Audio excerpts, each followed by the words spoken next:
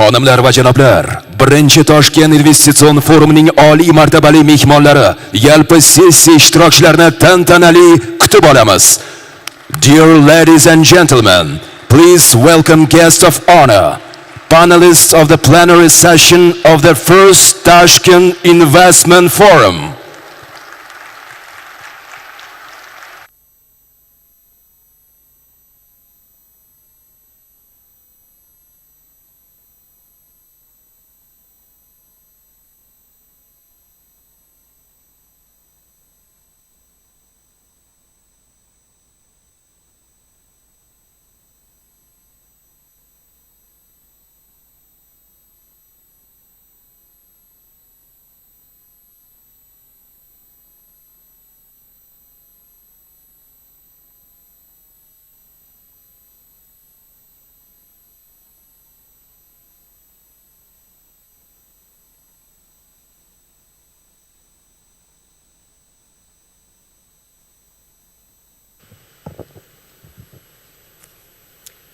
Hello and a very, very good morning. It's my great pleasure to welcome you to our opening plenary session of the Tashkent International Investment Forum.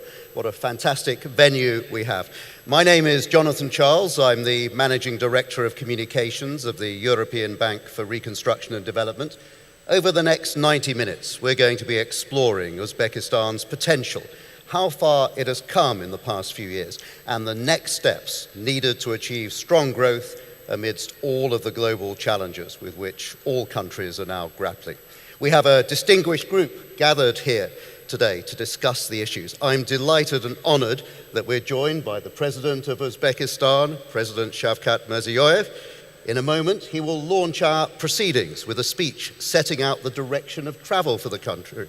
Then we'll have a question and answer session with our distinguished panel.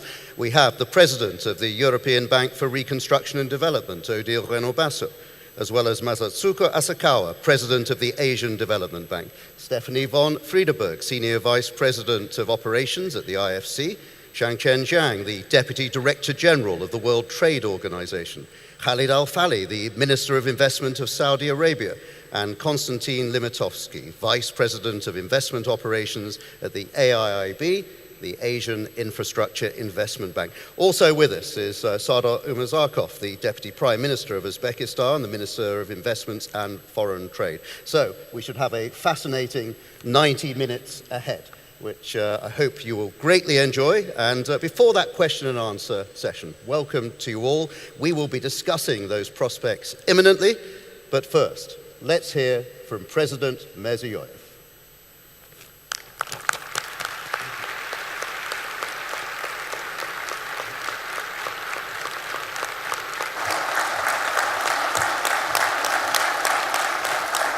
Rahmat.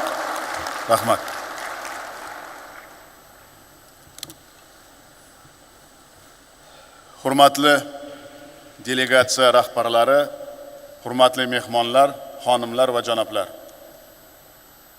Avvalambor siz azizlarni birinchi Toshkent Xalqaro investitsiya forumining barcha ishtirokchilarini mehmon do'st O'zbekiston diyorida samimiy qutlashga ijozat bergaysiz.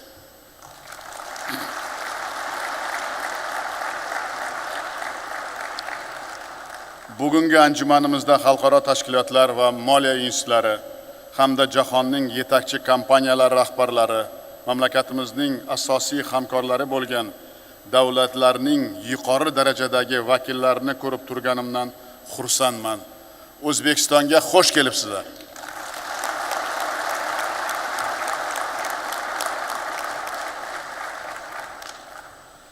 Hurmatli forum ishtirokchilari, O'zbekiston zamini ko'p asrlar davomida dunyoning turli mintaqalaridagi savdogar, ishbilarmon va tadbirkorlar e'tiborini o'ziga tortib kelgan. Buyuk Ipak yo'lining markazida joylashgan yurtimiz qadimdan Osiyo, Yevropa va Afrika qit'alarining karvon yo'llarini tutashgan hudud sifatida mashhur bo'lgan. Xitoy, Hindiston, Eron, Vizantiya, Misr kabi mamlakatlarda shakllangan sivilizatsiya va madaniyat namunalarini aynan qadimgi Mavrnahr hozirgi O'zbekiston hududida uchrashib, bir-birini o'zaro boyitib kelgan. Buning natijasida 3000 yillik davlatchilik tarixiga ega mamlakatimiz uzoq davr mobaynida dunyoning savdo, iqtisodiyot, ilm-fan, madaniyat, san'at yuksak ravnaq topgan markazlardan biri bo'lib xizmat qilgan. Ushbu ko'hna zamindan yetishib chiqqan buyuk alloma va mutafakkirlar dunyoviy va diniy ilmlarning ulug' namoyandalari bugungi kunda ham butun dunyoga, insoniyatga xizmat qilayotgan noyob kashfiyot va bebaho asarlar yaratib, ularning jahon ahliga meros qilib qoldirganlar.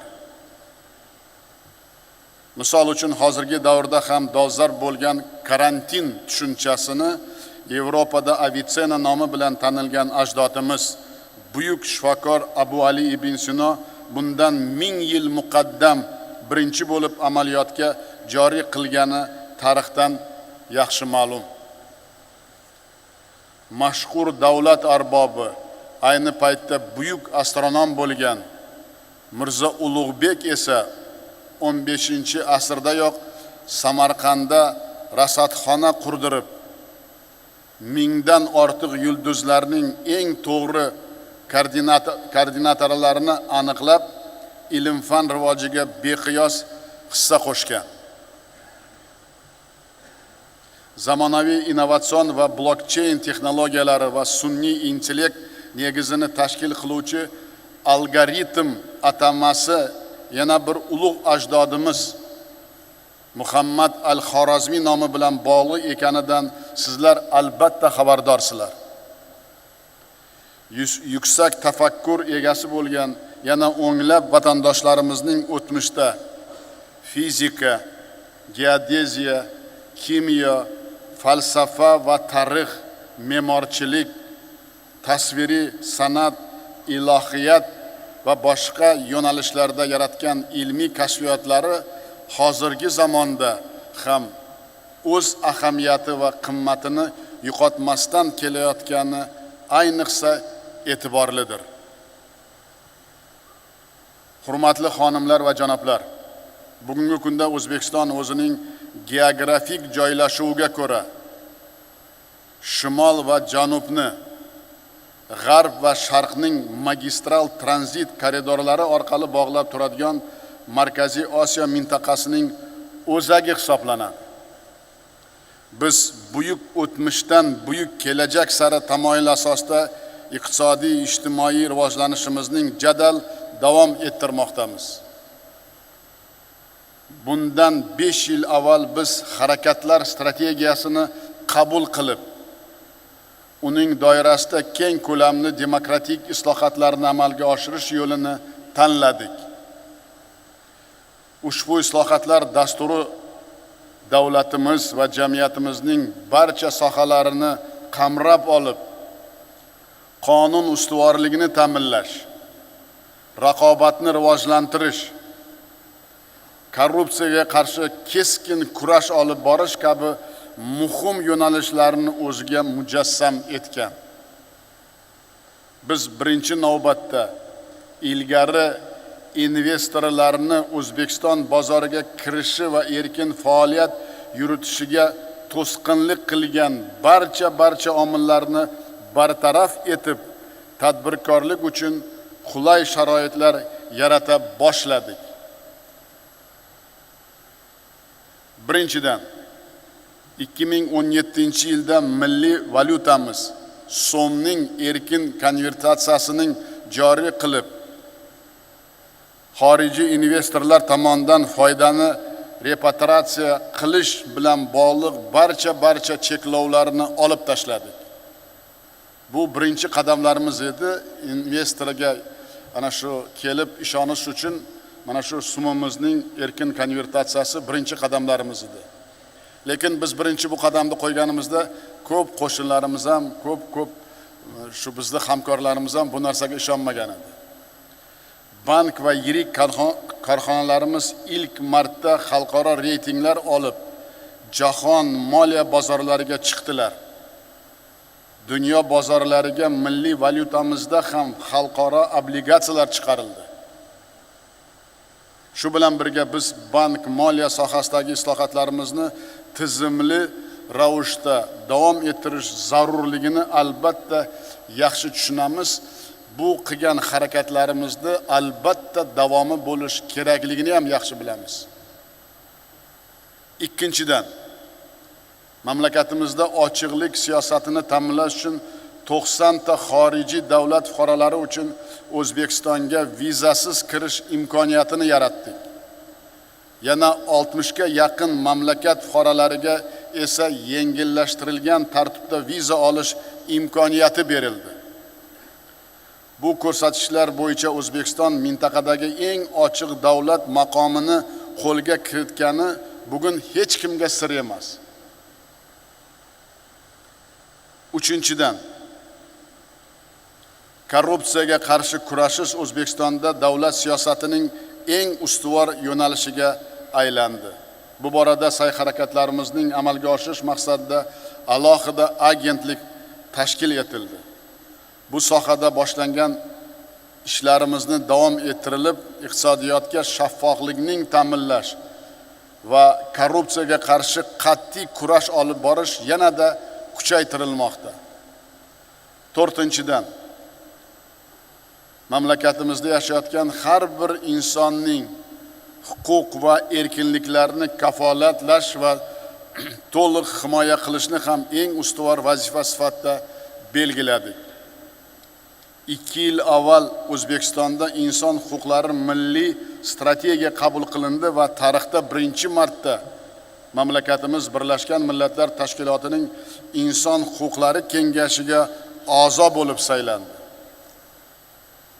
O'zbekistonni qonun va adolat mustahkam qaror topgan demokratik mamlakatga aylantirish, mustaqil va kuchli sud huquq tizimini shakllantirish eng oliy maqsadlarimizdan biri sifatida kun tartibiga qo'yildi.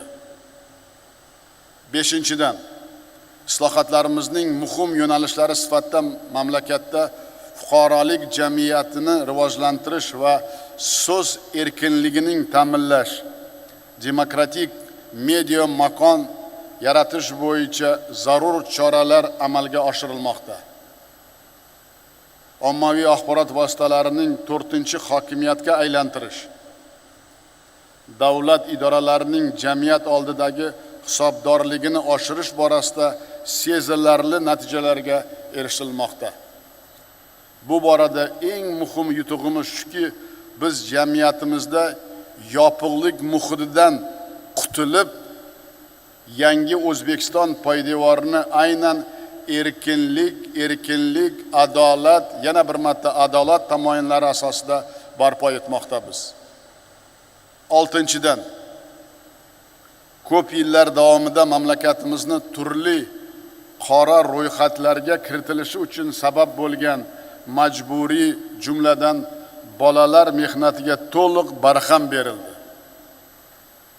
Buning e'tirofi sifatida yaqinda xalqaro nodavlat notijorat tashkilotlari koalitsiyasi, Cotton Campaign hamda jahondagi mashhur brendlar tomonidan O'zbekiston paxtasi va tekstil mahsulotlariga nisbatan ilgari o'rnatilgan boykot bekor qilindi. 7-dan, biz islohotlarimizning birinchi kunidan boshlab ta'lim va inson kapitalini rivojlantirishiga alohida e'tibor berib kelmoqdamiz. So'nggi 5 yilda mamlakatimizda 21 mingdan ortiq yangi maktabgacha ta'lim muassasalari tashkil etilib, ushbu maskanlarda tarbiya olayotgan bolalarimiz qamrovi avvaliga 27% dan 67% ga ko'tarildi. Bundan tashqari 200 ga yaqin yangi maktablar barpo etildi. 3 mingdan ortiq mavjud maktablar esa rekonstruksiya qilindi va to'liq jihozlandi. Shu o'tgan qisqa davrda 82 ta yangi universitet va institut, jumladan 23 ta xorijiy oliygoh tashkil etilib, oliy ta'lim dargohlarining umumiy soni 159 taga yetdi. Natijada maktab bitiruvchilarining oliy ta'lim bilan qamrov darajasi oldingi 9% dan 28% ga yetkazishga erishildi va bu yo'nalishdagi ishlarimiz davom ettirilmoqda. Barcha sohalarda bo'lgan kabi sog'liqni saqlash tizimida ham muhim islohotlar izchil olib borilmoqda.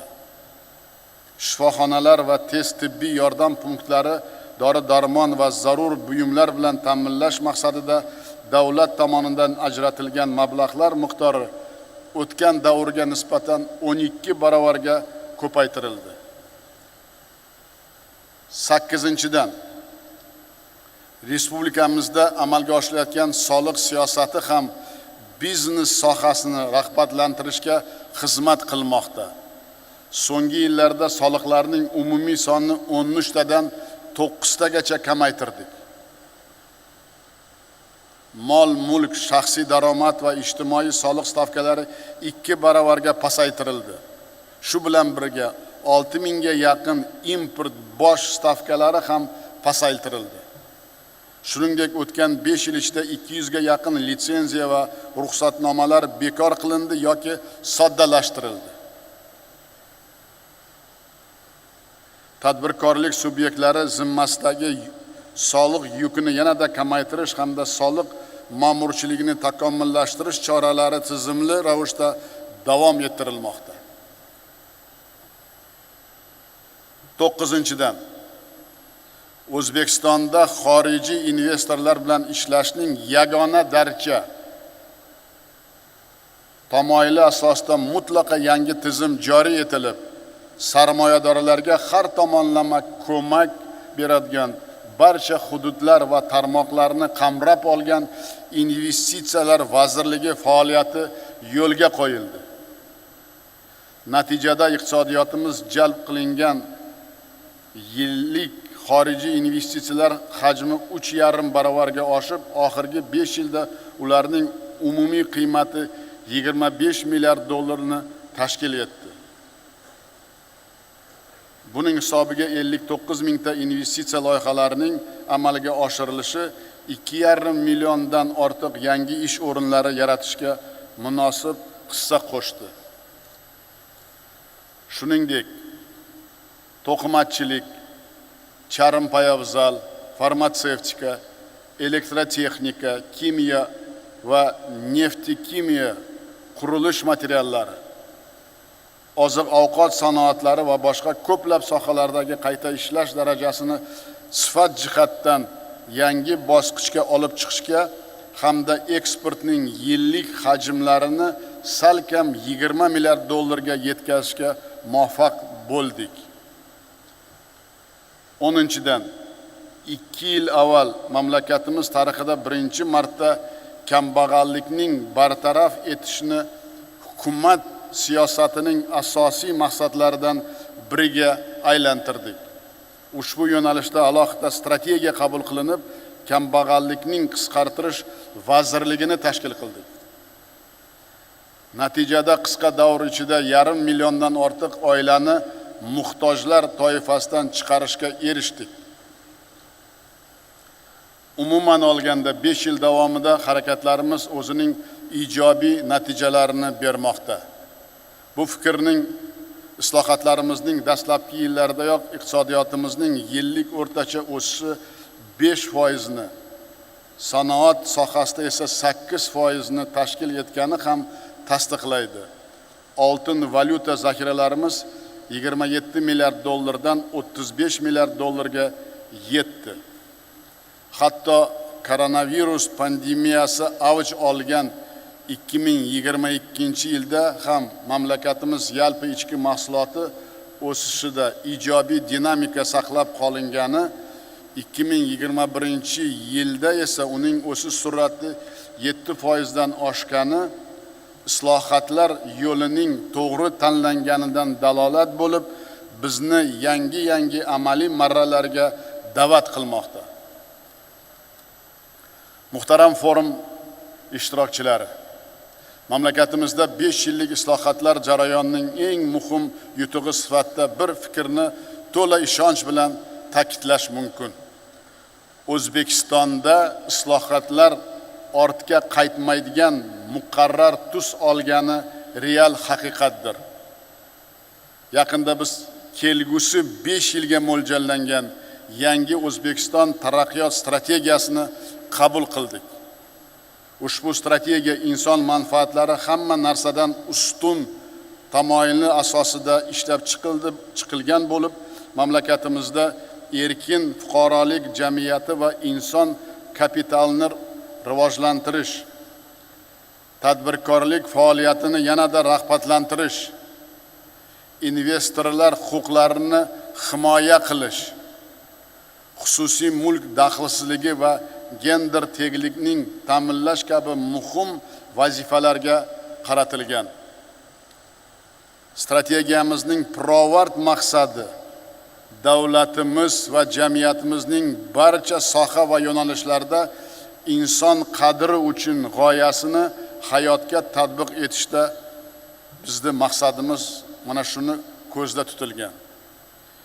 Bu yo'nalishlar quyidagilardan iborat. Birinchi yo'nalish mamlakatda iqtisodiy va siyosiy barqarorlikning ta'minlash choralarini izchil davom ettirish. Jumladan keng ko'lamli ma'muriy islohotlarni amalga oshirish va raqamlashtirishning joriy qilish orqali biznes uchun yanada qulay sharoit yaratish. Davlat boshqaruvi tizimining natijadorligini oshirish orqali ishbilarmon va tadbirkorlarga ko'mak beradigan ixcham va yuqori samarali hukumat tizimini tashkil etish ko'zda tutilgan. Ikkinchi yo'nalish davlatning iqtisodiyotidagi roli va ulushini keskin qisqartirish. Xalqaro moliya institutlari va xorijiy konsalting kompaniyalari ko'magida davlat aktivlarini xususiylashtirish orqali 2026-yilga qadar eksklyuziv huquqlarni bekor qilish va davlat korxonalarini xususiylashtirish hisobiga 25 tadan ortiq faoliyat turlari bo'yicha monopoliyalar tugatiladi. Tijorat banklarida transformatsiya jarayonlari davom ettirilib, bank aktivlarida xususiy sektor ulushi 60% gacha yetkaziladi. Davlat ishtirokidagi korxonalar soni kamida 3 baravarga qisqartiriladi. Fursatdan foydalanib forumda qatnashayotgan siz, hurmatli investor va tadbirkorlarga oshkoralik, shaffoflik va raqobat tamoyili asosida o'tkaziladigan xususiylashtirish jarayonlarida keng ishtirok etishingiz uchun barcha sharoitlar yaratishimizni ta'kidlab aytmoqchiman. Uchinchi yo'nalish mamlakatimizda infratuzilmani jadal rivojlantirish davom ettiriladi. O'zbekistonda xorijiy investorlar bilan birgalikda davlat xususiy sheriklik mexanizmini joriy qilgan holda energetika, transport, sog'liqni saqlash, ta'lim, infratuzilma rivojlantirish va yo'l qurilish sohalarida umumiy qiymati 15 milliard dollarlik 200 dan ortiq loyihalarni amalga oshirish rejalashtirilgan. Barchangizni ushbu jarayonlarda faol ishtirok etib, o'zaro manfaatli loyihalarni amalga oshirishga taklif qilamiz. 4-chi yo'nalish iqtisodiyotimizning sanoatlashish doirasida boy xomashyo zaxiralarimizning chuqur qayta ishlash orqali yuqori qo'shilgan qiymatli mahsulotlarni ishlab chiqishni rag'batlantirish. Xabaringiz bor, O'zbekiston ko'plab foydali qazilmalar zaxirasi bo'yicha dunyoning yuqori o'rindagi 20 ta davlati qatoriga kiradi. Jumladan mamlakatimiz oltinning resurs bazasi bo'yicha dunyoda 2-chi, mis bo'yicha 7-chi, wolfram bo'yicha 8-chi, kumush bo'yicha 9-chi, uran bo'yicha 12-chi, tabiiy gaz ishlab chiqarish sohasida esa 16-o'rinni egallaydi. Ushbu boy xomashyo resurslarini qayta chuqur ishlash kelgusi 5 yilda kimyo va gaz kimyo, misni qayta ishlash, elektronika, farmatsevtika, to'qimachilik va ko'plab boshqa sohalarda 120 milliard dollarlik investitsiyalarni jalb etish bo'yicha aniq loyihalar ishlab chiqilgan.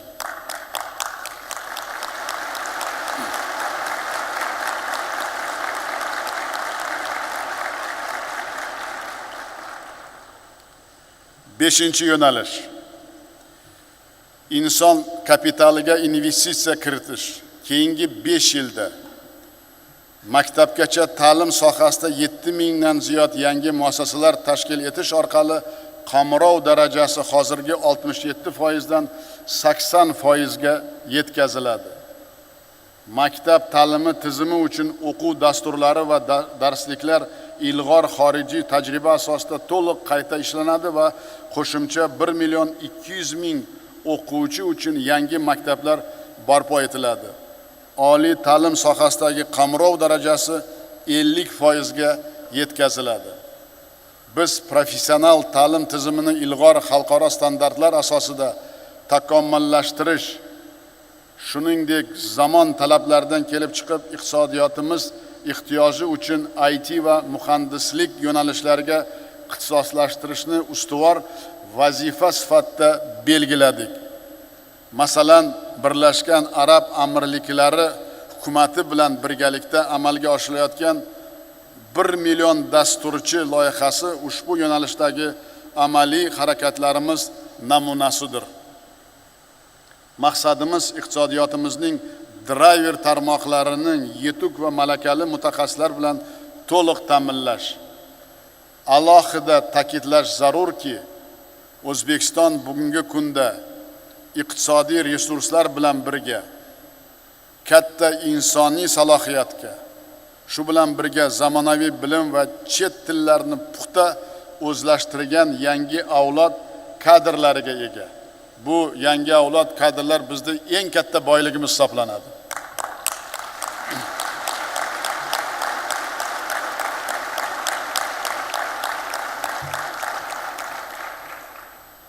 Oltinchi yo'nalish. Mamlakatimizda tashqi savdo, savdoni yanada erkinlashtirish, tashqi savdoni, eksport va import faoliyati uchun qo'shimcha qulayliklar yaratish. O'zbekiston yaqin yillarda jahon savdo tashkilotiga to'liq qonli a'zo bo'lish uchun aniq qadamlar qo'ymoqda. Hozirning o'zida respublikamizda mahsulot ishlab chiqaruvchilar erkin savdosi orqali 280 million iste'molchi bo'lgan mintaqaviy bozorlarga chiqish imkoniyatiga ega. Bundan tashqari Yevropa ittifoqining kengaytirilgan preferensiyalar tizimi GSP+ doirasida O'zbekistondan 6000 dan ortiq mahsulot turlari Yevropa bozoriga imtiyozli shartlarda eksport qilish mumkin. Shuningdek, milliy eksportchilarimizga qo'shimcha imkoniyatlar yaratish uchun hozirda Hindiston, Turkiya, Koreya Respublikasi va boshqa davlatlar bilan imtiyozli va erkin savdo bitimlarini imzolash bo'yicha aniq choralar ko'rilmoqda. Mavjud transport koridorlarini diversifikatsiya qilish maqsadida O'zbekistonda ishlab chiqarilgan mahsulotlarni Trans-Afg'on yo'li orqali Janubiy Osiyoga, O'zbekiston, Qirg'iziston, Xitoy temir yo'li orqali Osiyo Tinch okeani mintaqasiga hamda Janubiy Kavkazning kesib o'tuvchi multimodal transport koridori orqali Yevropa mamlakatlariga yetkazish imkoniyatlarini yaratish uchun aniq amaliy harakatlar olib borilmoqda. 7-chi yo'nalish. Mamlakatimizning investitsiya jozibadorligini oshirish, biznes muhitini yanada yaxshilash, bu soha rivoji uchun amaliy takliflarni ishlab chiqish maqsadida 2022-yildan Prezident huzurida xorijiy investorlar kengashi yig'ilishlarini muntazam o'tkazib borish yo'lga qo'yiladi. Shuningdek, crowdsourcing platformasi va zamonaviy raqamli yechimlardan foydalangan holda barcha tarmoqlar va hududlardagi investorlar va tadbirkorlar bilan to'g'ridan-to'g'ri muloqot o'tkazish amaliy davom ettiramiz. Bizning mamlakatimizda 20-avgust sanasi tadbirkorlar kuni sifatida belgilangan. Ayni shu kunda prezidentning tadbirkorlar bilan to'g'ridan-to'g'ri uchrashuvi bo'lib o'tadi. Men bugungi anjumanda ishtirok etayotgan barcha investor va tadbirkorlarning bo'lg'usi ana shunday muloqotda o'zlarining qiziqtirgan savol va takliflari bilan ishtirok etishga mamnuniyat bilan taklif etaman.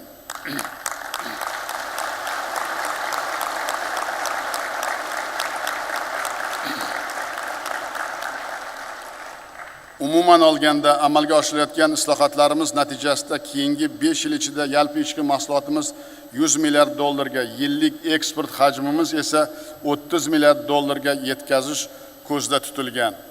Xususiy sektorning yalpi ichki mahsulotdagi ulushi 80% ga yetkaziladi. Biz O'zbekistonning 2030-yilga borib aholisi o'rtadan yuqori daromad oladigan davlatlar qatoridan joy olishiga erishishni aniq maqsad qilib qo'ydik. Hurmatli do'stlar, oxirgi yillarda dunyoga yuz berayotgan pandemiya sinovlari, iqtisodiyot sohasidagi mavjud qiyinchiliklar va boshqa muammolar bizni nostandart choralar ko'rishga, yangicha vaziyatda ishlash va natijaga erishishga o'rgatmoqda. Dunyodagi bugungi murakkab vaziyatda ham O'zbekiston yashash va ishlash uchun tinch va xavfsiz makon sifatida tanilganini hech kim inkor qilolmaydi. Biz investorlar uchun eng qulay va jozibador sharoitlar yaratish bo'yicha harakatlarimizni yanada jadallashtiramiz. Islohotlarni amalga oshirish jarayonlaridagi eng murakkab vazifa bu faqat qonunchilikni o'zgartirish yoki turli strategiyalarni ishlab chiqishdan iborat emas. Bular albatta muhim, lekin eng asosiysi odamlarning dunyoqarashini va fikrlashini o'zgartirish ekanini o'ylaymanki, dunyodagi barcha islohotchilar tan olsa kerak. Bugun ushbu zalda O'zbekiston Respublikasi prezidenti komandasi a'zolari, vazirlar, idoralar va mahalliy hokimliklar rahbarlari ham qatnashmoqda. Ularning hammasi, bunga ishoninglar, yuqorida ta'kidlagandek yuksak malakali mutaxassislar, zamonaviy dunyoqarashga ega yangi O'zbekiston vakillari bo'lib, ushbu forumga tayyorgarlik doirasida mendan aniq topshiriqlar olgan.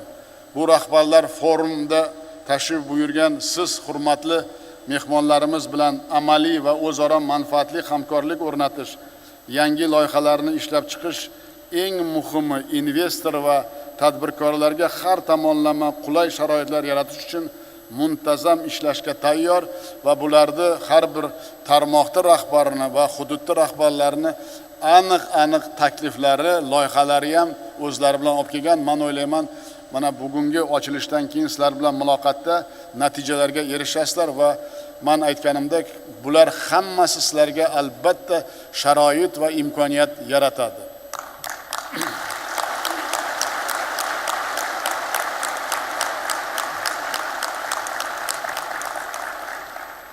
Shuningdek, forum ishida xorijiy sheriklarimiz bilan yangi hamkorlik aloqalarini o'rnatishga tayyor bo'lib turgan O'zbekistonning yetakchi tarmoq birlashmalari, xususiy kompaniyalar va korxona rahbarlari ham ishtirok etmoqda. Forum doirasida sizlarning e'tiboringizga O'zbekistonda o'z biznesingizni samarali yuritishingiz uchun mavjud sharoitlar va yangi istiqbollar to'g'risida keng ma'lumotlar beradigan 30 dan ziyod tadbirlar bilan bir qatorda 200 dan ortiq jozibador loyihalar takliflari ham havola etiladi. Hurmatli investorlar, xonimlar va janoblar, ma'lumki, hozirgi zamon butun jahon iqtisodiyotini raqamlashtirish jarayoniga o'tayotgan. Yashil texnologiyalar va innovatsion taraqqiyot har qanday soha va biznes rivoji uchun ustuvor ahamiyat kasb etayotgan bir davrdir. Biznes va tadbirkorlik, xalqaro iqtisodiy aloqalar uchun beqiyos imkoniyatlar ochilayotgan mana shunday sharoitda sizlarning qadimiy sivilizatsiya va madaniyat maskani bo'lgan bugungi kunda yangilanish va islohotlar yo'lidan dadil borayotgan yangi O'zbekiston bilan amaliy hamkorlik o'rnatishga taklif qilaman.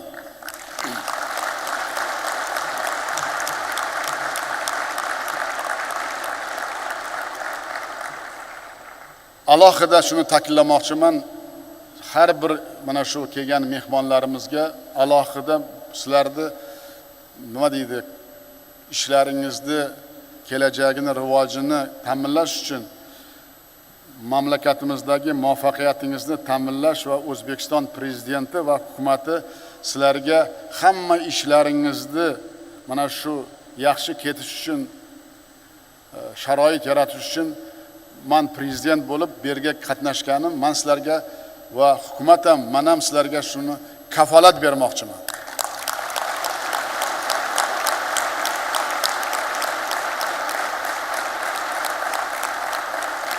Bu nima uchun bu aytilyapti? Albatta mana 5 yilda birinchi marta bunday forum o'tkazyapmiz. Biz 5 yilda mana bugun ma'ruzamda albatta qisqa ma'ruzada buni hammasini aytib bo'lmaydi.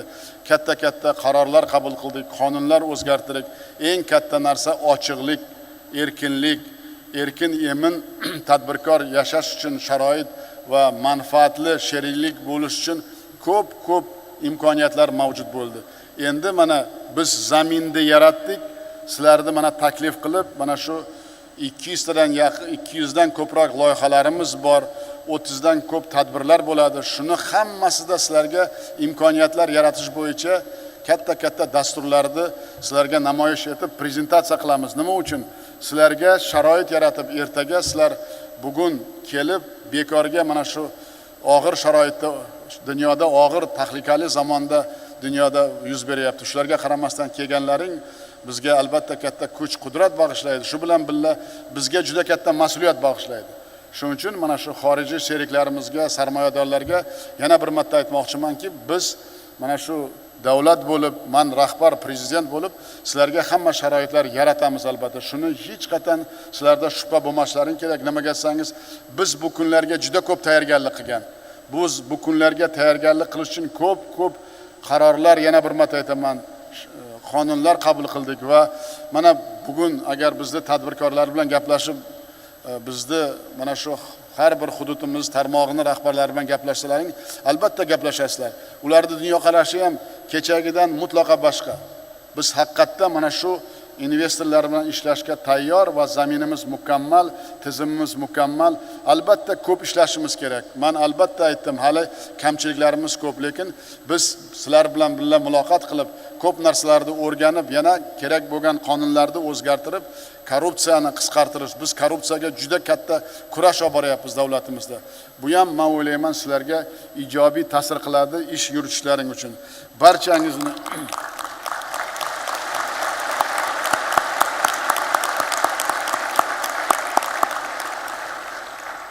Barchangizni ulkan va mushtarak maqsadlarni amalga oshirish, o'zaro manfaatli sheriklik aloqalarimizni yangi yanada yuksak bosqichga ko'tarish uchun faol amaliy harakatlarga da'vat etaman.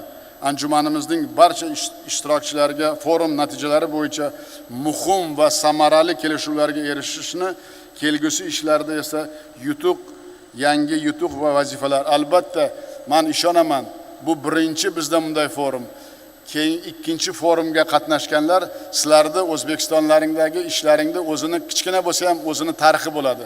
Keyin men bunday tashviqot qilishim kerak emas, lekin shu tashviqot qilmaslik uchun biz juda katta harakatlar qilamiz sizga sharoit yaratish uchun.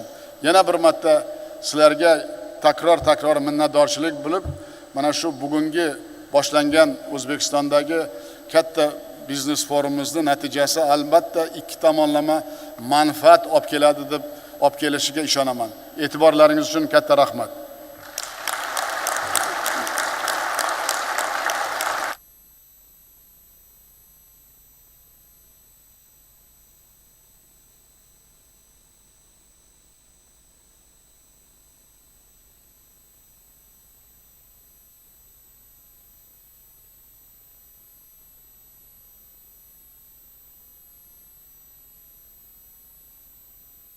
Thank you very much indeed, President Mirziyoyev, for starting us off in a very interesting way, setting out the achievements of the last few years and looking forward to the future. I look forward as well towards the end of this session to talking to you some more and hearing some more of your personal thoughts about where you want your country to go over the next few years. But let's turn to our panel now of distinguished guests. And I want to start with the President of the EBRD, Odile Renaud-Basso.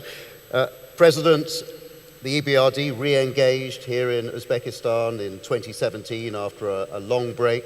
It's been a very successful re-engagement in many, many parts of the economy. Where do you see the most important areas for the EBRD in terms of the cooperation with Uzbekistan going forward? Thank you very much. Dear President Mirziyoyev, dear Jonathan, first of all, thank you for inviting me to address such a distinguished audience, and congratulations for the organization of this very exceptional event, where I think we can feel the energy of reform, the energy of transformation, and I think that's a very positive element in a world where we know there are some challenges and tensions. So indeed, the European Bank for Reconstruction and Development has invested more than 3.3 billion over the last 5 years, more than $600 million last year. And we are not doing only investment, but we were also involved in policy reform advice to the authorities, support to the private sector, providing business advice, training thousands of local companies. And these investments were possible because of the very ambitious reform agenda launched by the President, which has really yielded very positive results. Moving forward, I think that, and looking at the next 5 years, what can and what should we do together during the next 5 years? I think here what is very important is that we will continue to work hand in hand with the reform agenda. And I've been very impressed by the objective you set in terms of reform agenda. We will focus on 3 key priorities, very concrete priorities, which are needed for the country, I believe. The first one is to create sustainable jobs. The second one is to improve the services to citizens and provide a healthy green environment for the current and for future generations in Uzbekistan. And the third one is digitalization and competitiveness. So I will start with creation of sustainable jobs. The first thing we will continue to do and we will scale up is support to SMEs through business advice, through training and through financing. Our clients we've been supporting in the last years have increased their turnover by more than 25% in the last few years, with significant improvement in profitability and increased employment. And that's why we will continue to finance SMEs, in particular women entrepreneurs, green investment, but also developing new products for young entrepreneurs. And I think that young people in this country need to be able to develop their businesses and to grow their activities. I would like to underline a number of elements that will be essential to support this job creation agenda. The first one is, and you mentioned it, President, the acceleration of the restructuring and privatization of the banking sector. And on this agenda, the EBRD is really committed to support and to provide financing. Such reforms will improve the bank's capacity to lend more and more efficiently to the real sector and to the real economy. Second very important element is to create jobs, is to attract foreign direct investments. And there is a need to continue to improve further and steadily the best business climate in cooperation with EBRD, but also in cooperation with foreign investors. High-profile privatization transactions are being prepared, for example, in the fertilizer sector. Open, transparent privatization transactions cleared by the competition authorities will be attracting ever better investors and bring higher value to the country. And I think this should be really part of the agenda. I was very happy to see that as a key element of the reform. And we can discuss issues on both the climate, business climate environment and privatization issues at the meeting of the Foreign Investors Council. I hope we will be able to hold it early June 2020. Indeed, having an open, direct dialogue between you, Mr. President, and the foreign investors community has started today to take stock of the results and discuss next steps to enhance the business conditions will be a very important step. And I believe deeply that unleashing the potential of the private sector will also unleash the potential of the country and create jobs that are sustainable and even better paid. So we will be your partners in this agenda. The second key objective for us is to improve services to citizens and provide a healthy green environment for current and future generations. And here I think we are in a very good position. Uzbekistan is seen as one of the most ambitious countries in the world to develop renewable energy. And the progress made in the last 5 years in this sector is absolutely amazing and impressive. And we are keen to continue our cooperation in this area, also to bring the state-of-the-art technology with private investors to this country. We will also scale up our joint investment into solid waste, and where there is scope to mobilize private capital to invest in waste-to-energy facility or operating electric transport fleets. And we will be working with the Navoy and Al-Malik giant mining companies to help them reducing their carbon footprint while expanding production. And we would also like to work with the towns and communities where they are located so as to ensure that they enjoy the development and green benefits as well. Last key priority, but not least, of course, digitalization, and you also mentioned it. And we want to join force with Uzbek partners to enhance digital education, whether coding through private sector training providers or our own mass training towards SMEs on digital processes for businesses. We will also be delighted to support development of digital infrastructure, including high-speed internet across Central Asia, while mobilizing the private sector as much as possible to develop this key infrastructure for the future.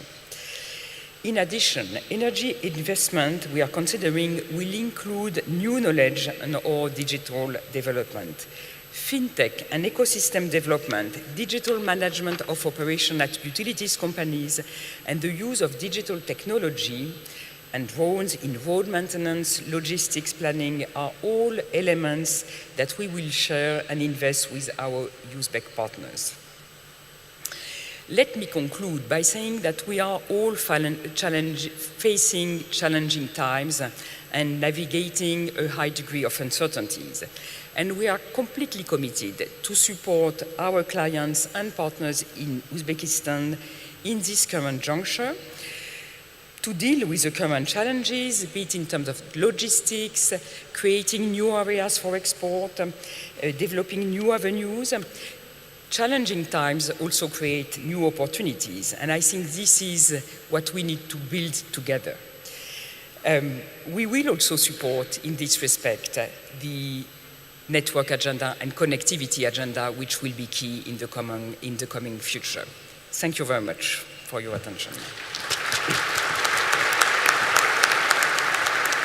Thank you very much indeed, President. President Mirziyoyev. Bassa xonimga alohida o'zim minnatdorchilik bildirmoqchimanki, albatta bizda hamkorligimiz oxirgi 5 yilda mutlaqo boshqa darajaga ko'tarildi va bugungi aytgan mana shu hamma takliflaringiz, ayniqsa 3 ta yo'nalish bo'yicha, birinchisi mana shu barqaror ish bilan ta'minlash, kichik va o'rta biznesni qo'llab-quvvatlash, xususiy sektorni qo'llab-quvvatlash. Men juda katta bugun siz bilan mana albatta hali muloqot ham qilamiz. Bu to'g'risida alohida gaplashmoqchiman. Albatta men ma'ruzamda aytganimdek juda katta shu xususiy sektorga biz juda ko'p imkoniyatlar yaratdik. Bu imkoniyatlardan foydalanib hozir bizda xususiy sektor vakillari, mana bugun o'tirgan tadbirkorlar, hududlardagi mana bugun hududlar rahbarlari kelgan tadbirkorlarni hech qaysi bank bizda hali mana Urganchda va Andijonda filiali ochgansizlar. Hozir Qashqadaryodami yangi yana filialni ochmoqchimiz. Albatta sizni bankingiz bilan bizda tadbirkorlar ish tizimi o'zgardi va bular bankka ishonyapti. Men o'ylayman, keyingi yillarda ham men aytgan ma'ruzalar va sizni bugun bu safar tashrifingiz yangi pog'onaga ko'tariladi deb ishonaman va biz mana shu bank bilan hamkorligimizni hozirgi aytgan katta Navoiy kon-metallurgiya, Olmaliq kon-metallurgiya kombinati bo'yicha tarmoqlarimizni xususiylashtirish bo'yicha infratuzilma yo'nalishi bo'yicha katta loyihalarni birgalikda amalga oshiramiz deb ishonaman va sizni bu safar tashrifingiz va qabul qilayotgan yo'l xaritalarimiz juda o'zini samarasini beradi deb ishonaman.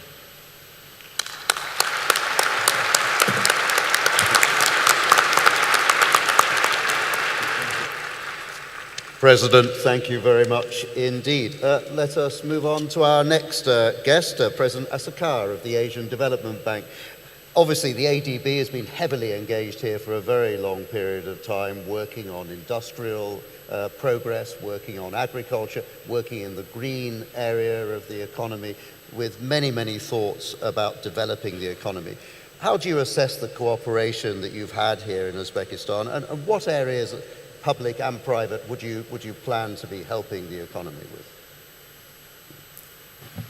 Thank you, Jonathan, for your question. But before responding to that question, let me thank you very much, His Excellency President Mirziyoyev, for inviting me and us for this very impressive and timely and important international investment forum, and the colleagues from across the development community and private sector for gathering here with us today. And needless to say, we have been really thoroughly enjoying the great hospitality of Uzbekistan's government provided to us during our stay. Thank you so much. Well, I'm very much proud of the excellent cooperation between ADB, my bank, and the government of Uzbekistan since 1995. This strong relationship has allowed us to provide ADB's unique combination of not only financing, but also knowledge and partnerships to help accelerate development, especially for populations most in need. ADB is also supporting reforms that will enable the private sector to contribute more fully to Uzbekistan's future and economy. So let me offer some highlights. There have been some notable achievements from our work together in recent years, especially between 2018 and 2021. First, on industrial development, we supported the construction and reconstruction of regional infrastructure, namely roads and railways. This has helped to connect people and foster trade by improving connectivity. We also contribute across the energy sector in power generation, transmission, and distribution as well. Second, to diversify the agricultural sector, we provide capital to horticultural farmers through banks right here in Uzbekistan. This is leading to higher value crops, including exports, and it has contributed to income gains for farmers, along with nearly 5,000 jobs, including 1/3 to women. So this would surely contribute to the gender issues, which Uzbekistan government put highest priority on its policy agenda, as the President just mentioned.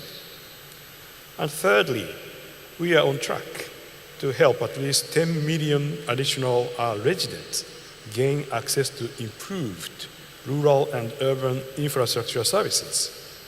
And in housing, Over 7,300 families have secured loans since we launched ADB's mortgage market program in 2020.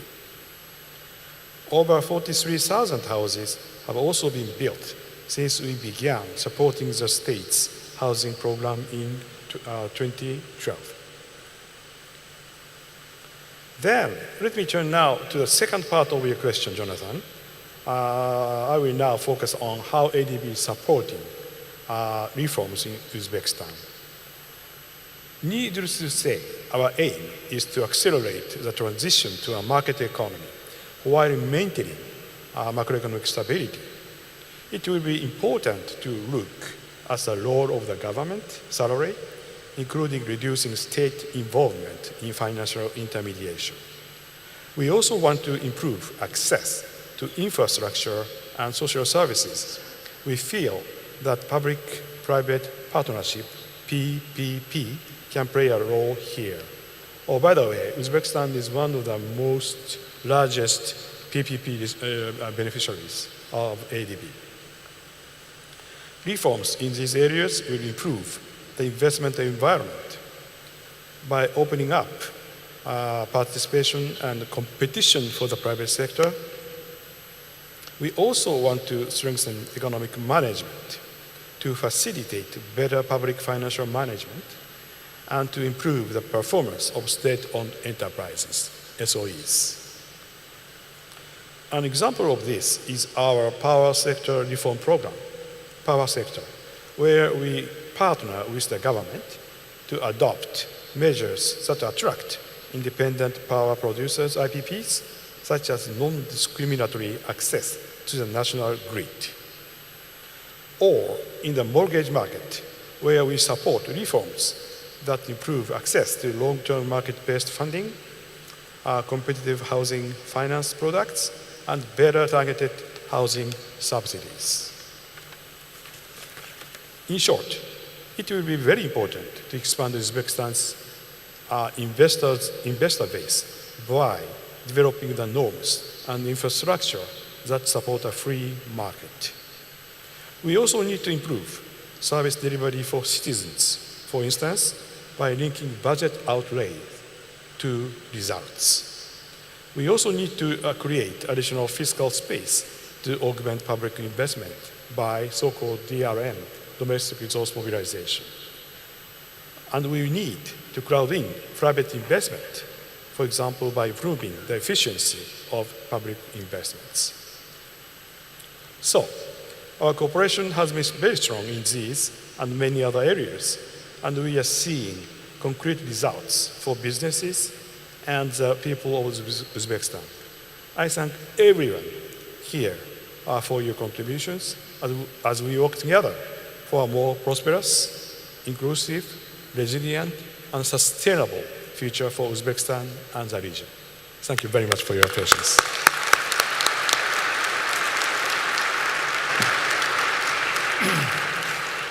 Janob Asakova bilan yana bir marta sizga kelganingiz uchun minnatdorchilik bildirib, haqiqatda bizning hamkorligimiz juda katta tarixga ega, juda katta muvaffaqiyatlarga birgalikda erishyapmiz.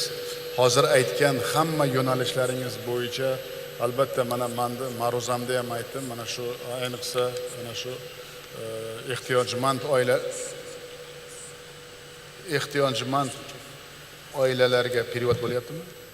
Ehtiyojmand oilalarga e'tibor, ana shu biz o'zingiz qaytardingizki, ishlarimizda ajoyib yutuqlarga erishdik deb.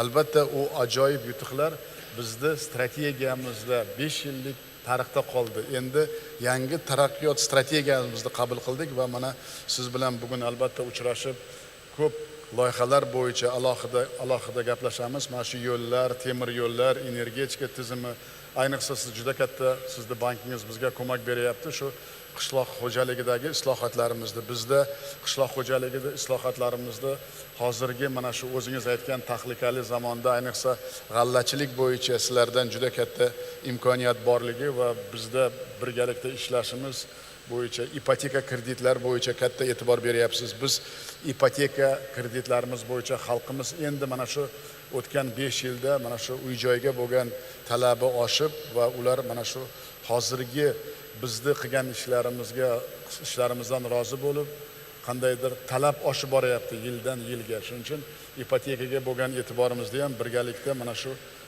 amalga oshirish va davlat xususiy sherikligimiz yo'nalish bo'yicha ishlarimizni men o'ylayman tezlashtirib va siz bilan birgalikda kelishdik, yo'l xaritasi qilamiz va hamma ishlarimizni tezlashtirish va mana shu investitsiya muhitini kengaytirish bo'yicha birgalikda ishlarimizni jadallashtirish va sizni bankingizni vakillari bilan birgalikda bizni hamma soha tarmoq mana shu hududlardan kelgan rahbarlar bilan yana bir hamkorligimizni yanada samaradorligiga erishamiz degan niyatdaman. Yana bir marta men kelganingiz uchun minnatdorchilik bildirmoqchiman.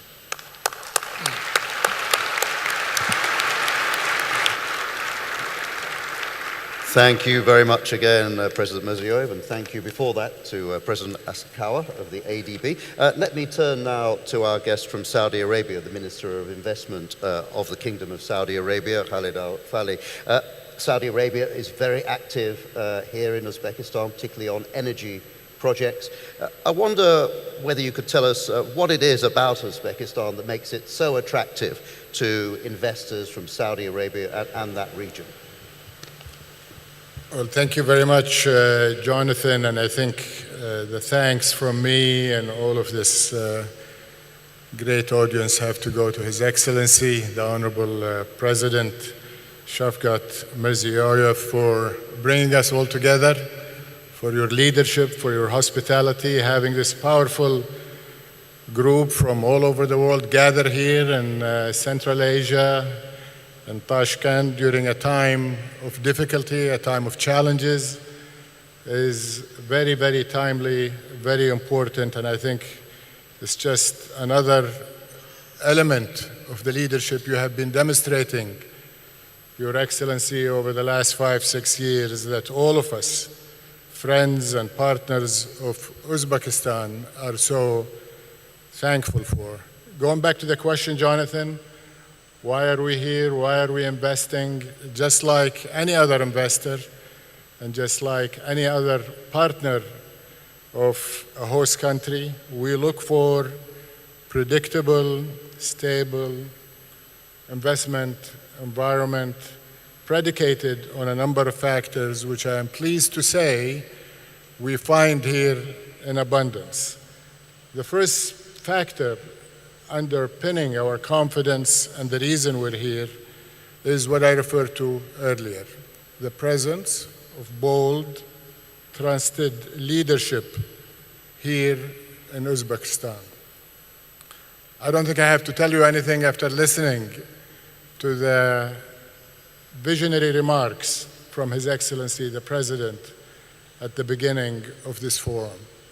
He outlined the long-term vision, but he took it down to the details and assured all of us that he is going to see to it that that vision is implemented. And I say this with insights and knowledge because I'm experiencing it firsthand in my own country, where we have launched Vision 2030 and have cascaded it down into implementation with a very extensive program, and it is reassuring to see that happening here in Uzbekistan, and this commonality between Saudi Arabia and Uzbekistan and the presence of strong leadership, political leadership, but also translated into economic programs is quite reassuring to us and gives us the trust that we can put our resources, time, know-how, capital, knowing that we have a capable visionary partner here on the ground. I'll tell you, and I hope nobody takes this negatively, but I was here, Your Excellency, in 2016, and I attempted to work with my counterparts in Uzbekistan at that time. And I came back in 21, and what a difference 5 years have made. And it's all about you, Your Excellency. So thank you very much for that leadership.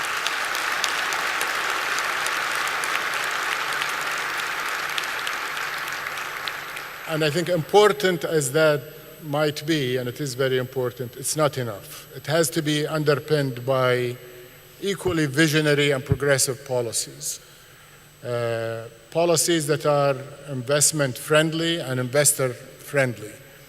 Policies that are also addressing the challenges and the opportunities that the new world we live in present us. And again, we see that in Uzbekistan consistently. We see it in your energy policies and your climate policies. They're balanced, but they're also addressing the realities of today and the needs of tomorrow.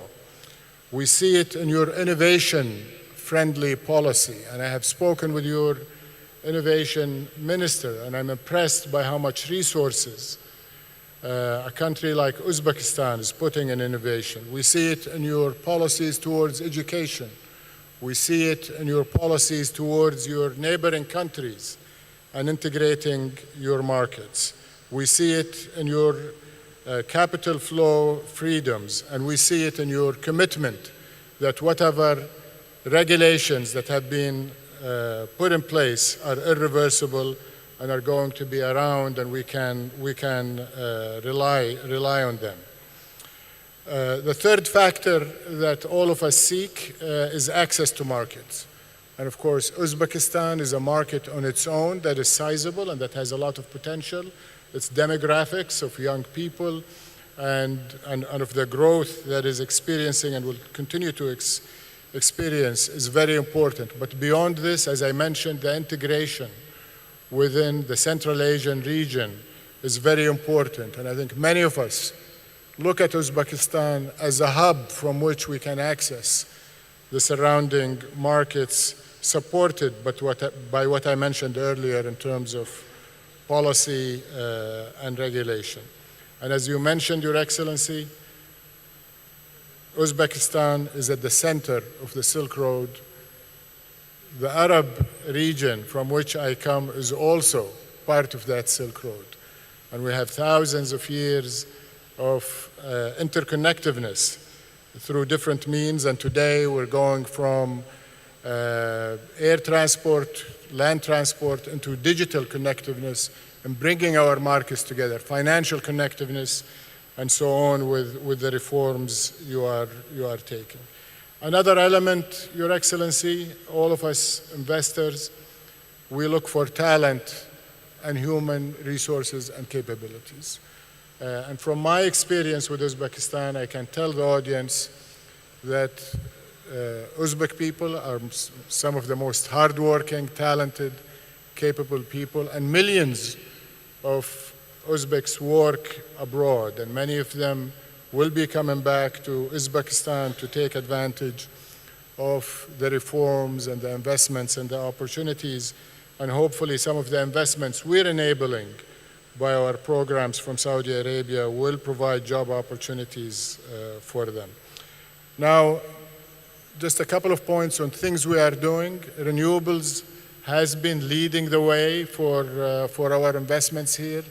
We have in the order of 2.6 gigawatts of energy generation projects. That is both high efficiency gas as well as wind and solar by our leading company, our national champion, Aqua Power. But I'm pleased to say that this is only the beginning. There will be a lot of projects in renewable energy, not only by Aqua, but by other Saudi companies interested in pursuing renewable energies here in Uzbekistan, leading to the 8 gigawatt target that the country have. We're interested and in advanced discussions about projects in agriculture. Food security is key to the world, and unfortunately the crisis in Eastern Europe is bringing this to the forefront, but this has been a long-term interest of ours, and we believe Uzbekistan can be part of a global diversification of food resources, and the Honorable President talked about that, talked about wheat in particular, and we're very much interested in that. Financial collaboration and investment is of interest to us, and of course there is a privatization program of the financial sector that we will be looking at. Healthcare is also in advanced discussions, and we We look forward to having Saudi healthcare companies invested here and running hospitals and digitalizing the healthcare sector, as well as training some of the human resources here on the standards that we're used to, which are Western standards of healthcare provision. Chemicals and fertilizers is an area where Saudi Arabia is very strong. We're a top 5 producer of fertilizers, and again, the disruptions in Eastern Europe are making this a very critical component of global supply chains, and we hope we'll have the opportunities to invest here in Uzbekistan and create another center of production here in Uzbekistan for fertilizers. Mining, especially as the world electrifies and moves into EVs, there is plenty of resources here, copper and others that could be tapped, and we have a global mining company, a top 10 mining company that could very well invest in tapping those resources and combining it with our own tremendous resources in Saudi Arabia and creating a supply chain force to deal with the electrification of the mobility and the economy at large. Finally, in a small way, we're addressing a call for action by his president to deal with the needs of SMEs and empower the people in the provinces. We have worked with my colleague, and I call him my brother, Minister Sardor Omar Zakov, on creating an economic empowerment fund for micro enterprises. It is funded by the Islamic Development Bank, by the government of Uzbekistan, by private sectors from Saudi Arabia, and this fund is initially capitalized at $100 million and will be targeting small SMEs, micro enterprises. And I think all of us who look at the large opportunities have also to do more of this. We're also doing something on education, where we will be offering scholarships in STEM disciplines and PhDs and masters in some of our advanced educations, as well as in R&D, and many more would come with fora like this and meetings like this and leadership like we're seeing here in Uzbekistan. I'm sure we're only talking about the beginning of a fantastic economic development story here in the heart of Central Asia. Thank you.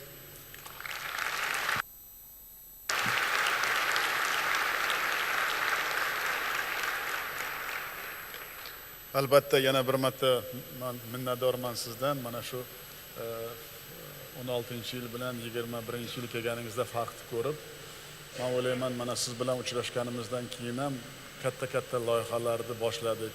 Ayniqsa energetika bo'yicha mana Aquapower bilan boshlagan ishlarimiz o'zining natijasini berib, mana Qoraqalpog'istonda men yaqinda o'zim borib, mana shu tamal toshini qo'yib, shamol energetika bo'yicha ham ishlarimizni bilasizmi, bu O'zbekiston xalqini, O'zbekistonda ishbilarmonlar, tadbirkorlari bilan uchrashganimizda, mana shu Saudiya bilan hamkorligimizda juda katta imkoniyatimiz borligi va men ishonaman, bugun mana shu siz bilan ham hali uchrashib, ko'p masalalar bo'yicha kelishgan ikkovimizni birga kelishib, sizlar mana shu bizni investitsiya vazirligi bilan qo'l qo'ygan yo'l xaritalaringizni natijasi o'zini natijalarini berib boshlayapti.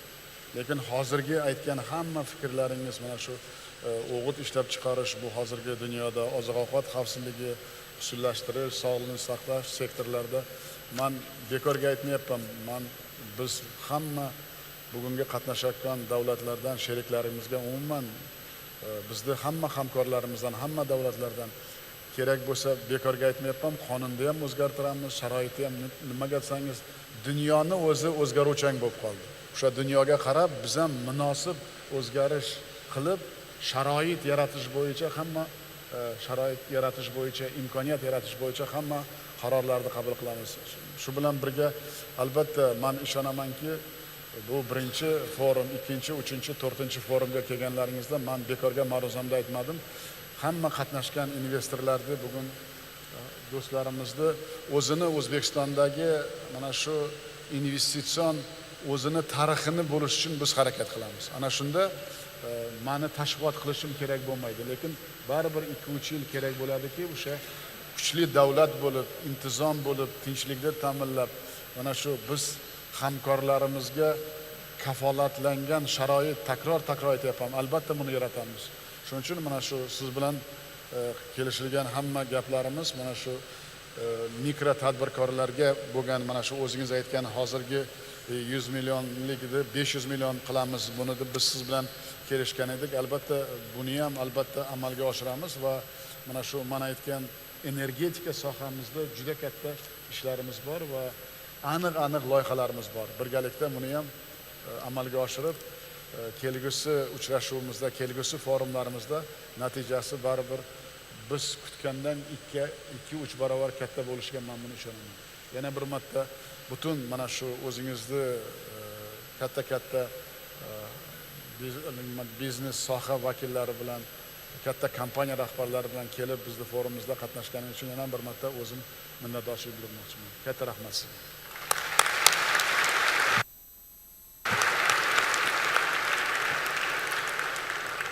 President, thank you very much again, and before that, thank you very much indeed, Minister, for joining us today.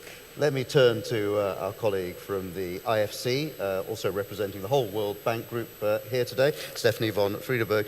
Stephanie, let me start. Obviously, there's been a huge amount of activity here from the whole World Bank Group, a lot on public-private partnerships as one area, for example, but a lot of looking at bigger projects too.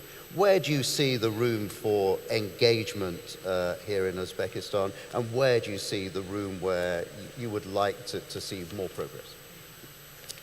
So Jonathan, thank you. And let me first, Your Excellency, Mr. President, fellow panelists and guests, it really is a pleasure to be here physically today. After 2.5 years of COVID lockdown, I feel like we've finally broken the handcuffs, and I really look forward to the opportunity to engage with all of you over the course of the next couple of days. As you know, Mr. President, the World Bank Group has a very long and deep partnership with the country of Uzbekistan.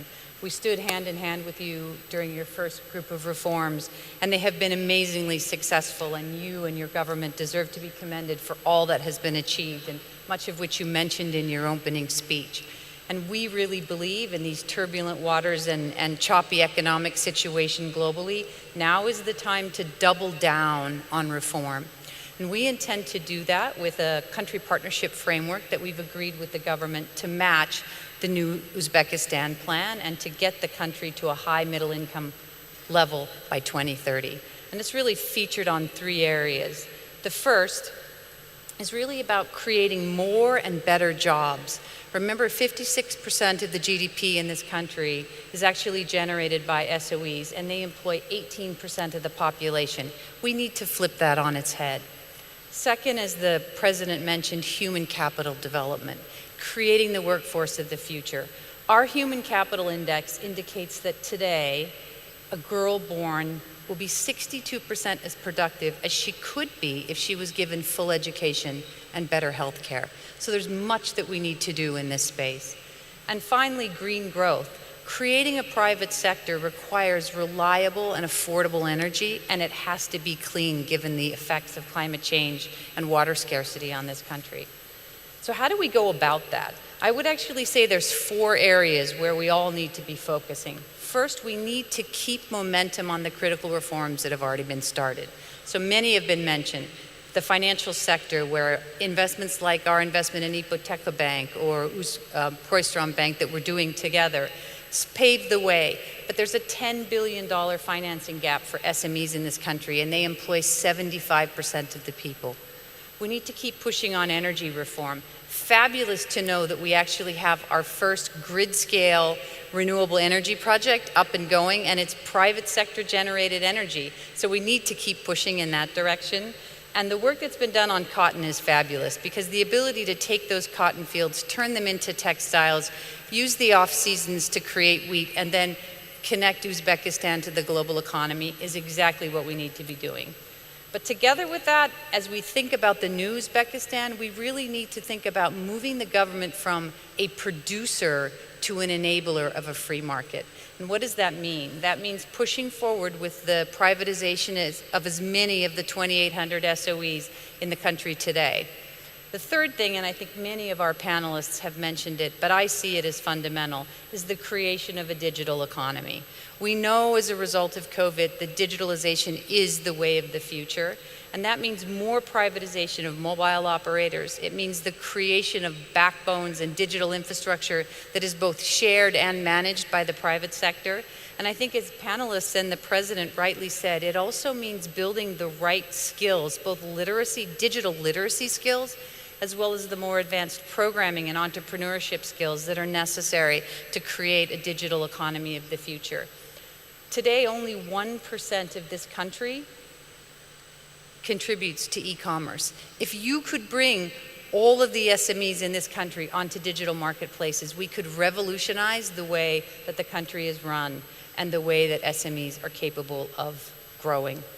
And the fourth area, which I think one of my fellow panelists mentioned as well, in my view, is transport. This is where public-private partnerships will truly matter. As one of only 2 double landlocked countries in the world, rail, road, and air all matter. And we can create very valuable public-private partnerships, leveraging off the work that we have already done in energy, in health, and in education, to bring rolling stock to the country as an example. So that will definitely be an area where we will be partnering. And quite frankly, as I look around, I see more opportunity in Uzbekistan than I've ever seen, and a fabulous time for us all to be together at this international conference figuring out how we can partner, and I look forward to the rest of the week. Thank you, Jonathan.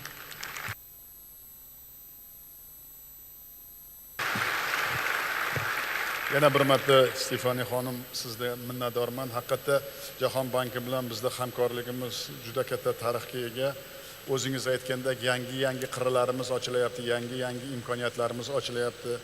Inson kapitaliga, ayollarga e'tiborimiz juda katta rivojlanyapti va bugungi mana shu siz aytganingizdek bizda tekstil sohani jahon iqtisodiyotiga kirib boryapti deganingiz, biz hech kim bizga ishonmasdi bundan 5 yil avval.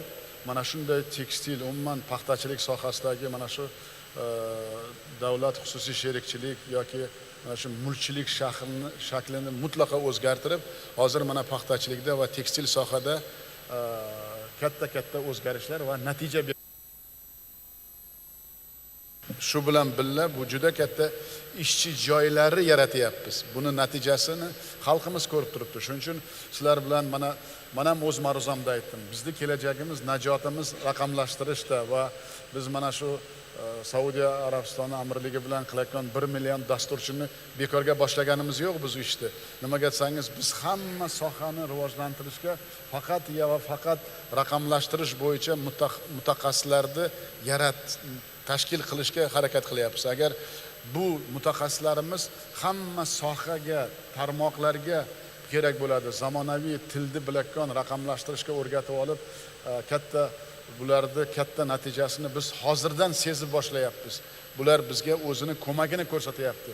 Va faqat men o'zim mana shu ma'ruzamda ham e'tibor qildingiz, aytganimdek, biz mana shu ta'limga, inson kapitaliga juda katta e'tibor beramiz va men o'ylayman, birgalikda bu sohaniga hali ko'p rejalarimiz bor Jahon banki bilan ishlashga va bu rejalar albatta mana shu 35 millionlik aholimizga o'zini ijobiy ta'sirini ko'rsatadi deb o'ylayman va siz mana shu haqiqatda o'zingiz aytgandek juda katta lockdownlar bo'ldi, ko'p dunyoda ochiq uchrashuvlar bo'lmadi. Mana bugun shu uchrashuvimizga biz taklif qilib Jahon bankini vakili bo'lib kelib turganingiz uchun men sizdan alohida minnatdorman va men oldin aytganimizdek siz bilan ishlash bizda tariximiz ham bor.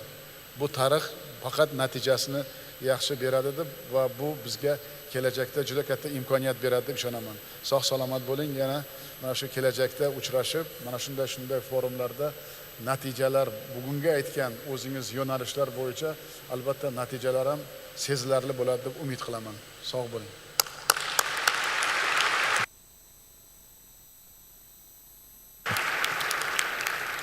President, thank you very much. Stephanie von Friedenberg, thank you very much. And a value of a face-to-face meeting, I found it for myself as I was preparing for this meeting. I was just sitting outside, making some notes, and a gentleman came up to me and said, I want to invest in the textile sector here in Uzbekistan. How do I do that? Who can I speak to? So definitely a lot of interest in textiles, and he mentioned, of course, GSP Plus and all the good reasons for coming here. So I think it shows just how important these investment forums really are. Let's move on. Konstantin Mitovsky, Vice President of the AIB. There's been a number of mentions here about transport corridors. That is an area, of course, where the AIB is very active. How do you see that?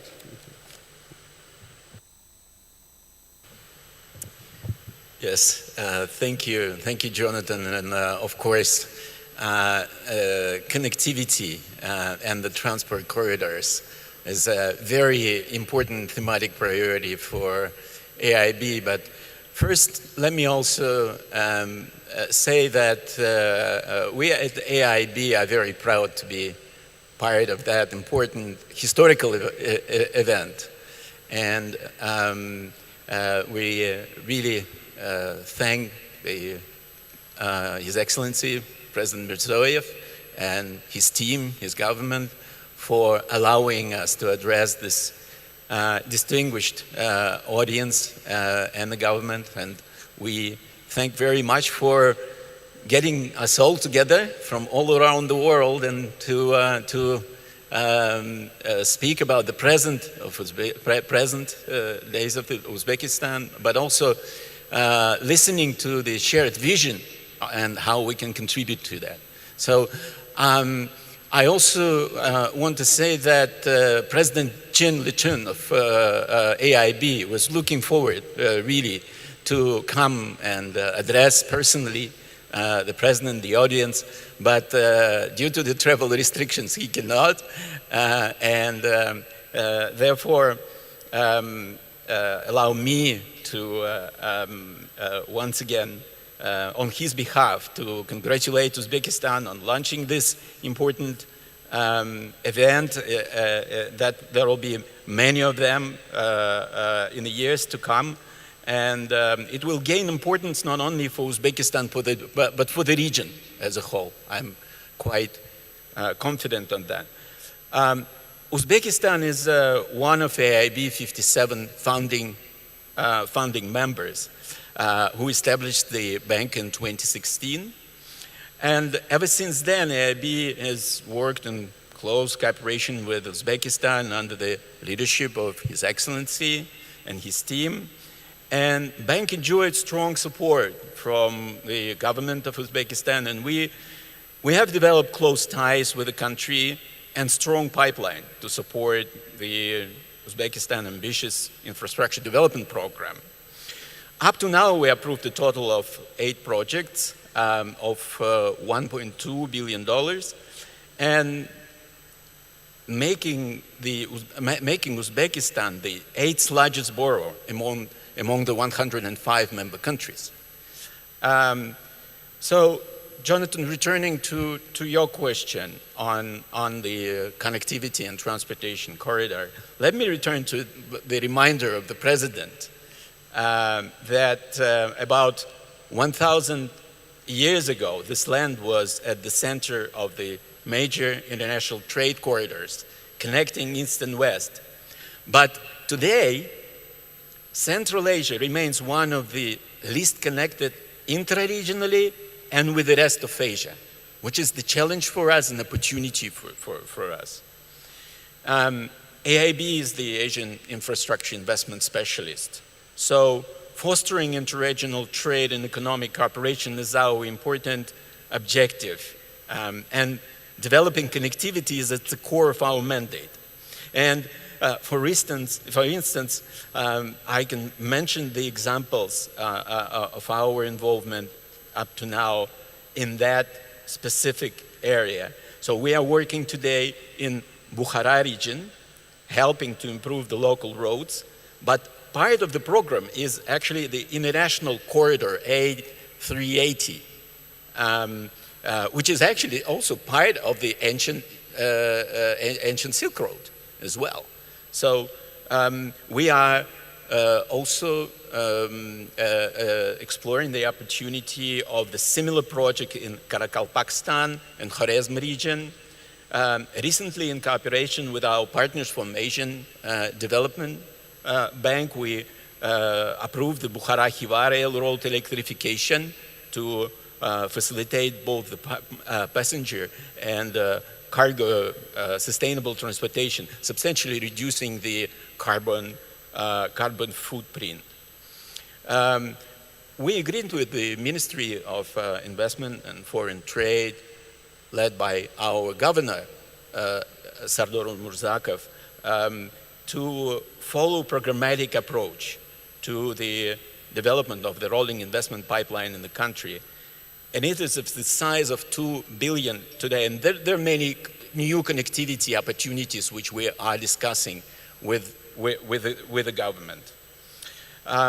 With the global production and supply chain changing and diversifying, including as a result of the pandemic and spillovers from the present tensions in the region, Uzbekistan, we believe so, is standing out to benefit as a key land bridge between Asia and Europe, to play an essential role, and as it did thousands years ago. Yes, indeed, and the building this connectivity infrastructure for tomorrow means not only cross-country transportation corridors to adjust for this pandemic and the consequences of the conflicts. We also need to have in mind adjustments for the long-term drivers like demographic shifts, climate change, and I fully agree with the President Renaud Bassot that the digital transformation, the digital connectivity is very important for the region. Therefore, AIB supports building not only physical, but also digital connectivity. Cross-country energy cooperation is so much important in the region as well. And I'm glad that a number of names and the projects were mentioned where AIB is actually supporting that energy cooperation. And thanks to my thanks also to President in Uzbekistan for actually supporting the neighbors as well in the energy, in their energy safety and transition. So thank you very much for caring not only about the country, but in the regional scale as well. At the end, I would like to say that we at AIB committed to support economic development and growth in Uzbekistan, and this forum and the government's new development strategy provide a new momentum for our continuing enhanced cooperation with the country and together with the partners. Thank you very much.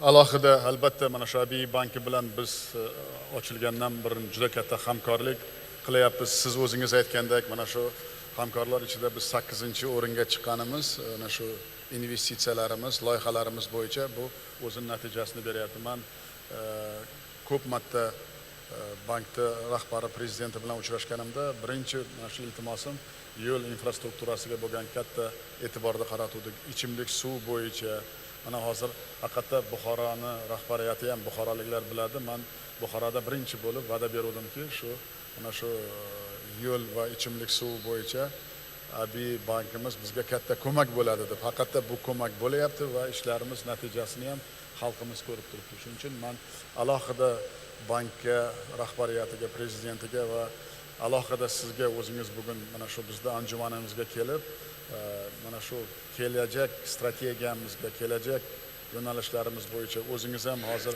ko'p masalalarda qayta taklif berdingiz. Qoraqalpog'iston va Xorazmda bo'layotgan ishlarimiz bo'yicha. Albatta bu hammasi bizga juda katta ertangi mana shu infratuzilmamizni qurish bo'yicha katta o'zini ijobiy ta'sirini ko'rsatadi deb o'ylayman. Va yana bir marta mana shu raqamlashtirish bo'yicha aytdingiz, energetika bo'yicha aytdingiz. Mana men o'zim aytganimdek, bizda hozir 120 milliardlik loyihalarimiz tayyor. Albatta bu loyihalarni shu har bitta bank bilan, salohiyatli bank bizning hamkorlarimiz bilan har bir tarmog'imizga, har bir hududimizga o'zi yo'nalishini, natijasini va pirovard maqsadda odamlarning roziligiga yetkazadi. Shuning uchun mana hamkorligimizga ko'p bo'lmagan bo'lsa ham yil nuqtai nazardan, lekin natijadorlik nuqtai nazardan katta o'zini hissasini va o'zining natijasini beryapti. Men yana bir marta bank rahbariyatiga, prezidentiga va sizga va butun mana shu kollektivimizga rahmat aytganingizdek, bunday hali bizda forumlar ko'p bo'ladi. Ana shunda natijalar ham men o'ylayman biz kutgandan ortiqroq bo'ladi deb umid qilaman. Katta rahmat sizga.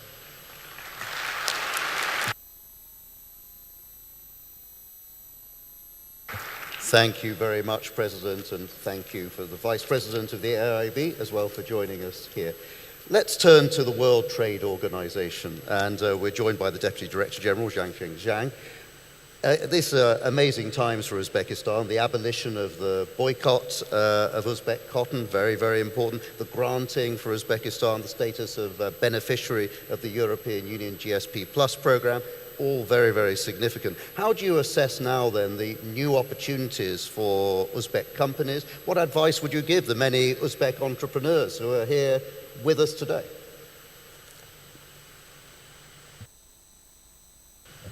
Thank you, Jonathan. Before responding to your question, I would like to congratulate Uzbekistan on the opening of the International Investment Forum. During my last visit of Uzbekistan several months ago, I had the opportunity to visit Bukhara.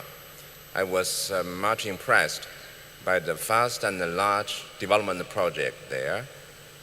Bukhara is becoming a destination of new investment, and I think this is the case for the whole Uzbekistan. Development of a state requires clear goals, continuous effort, and also good opportunities. I think currently Uzbekistan is having the good opportunity. You have the capable leadership of President Mirziyoyev. You have a clear development goal. You have hardworking people and vibrant enterprises. So I think the ambitious objective set by the 2022-2026 development strategy will be achieved. So going to the question, Jonathan, I would like to elaborate the opportunity of business by explanation of the relationship between the investment policy and the trade policy. In my view, both foreign direct investment and trade are important drivers of economic growth. They are closely related and complementary to each other. On one hand, the trade policy plays a crucial role in attracting foreign direct investment. Investors' decisions are based on several factors, such as market size, cost of inputs, investment environment, and the legal system of the host country. A sound trade policy underpins all these factors. On the other hand, we are living in a world where global value chains prominently feature in the production process. Most of the trade final goods are not produced in a single country. Trade is no longer about the export of domestic produced goods. It is more about business, corporations with foreign enterprises and multinationals.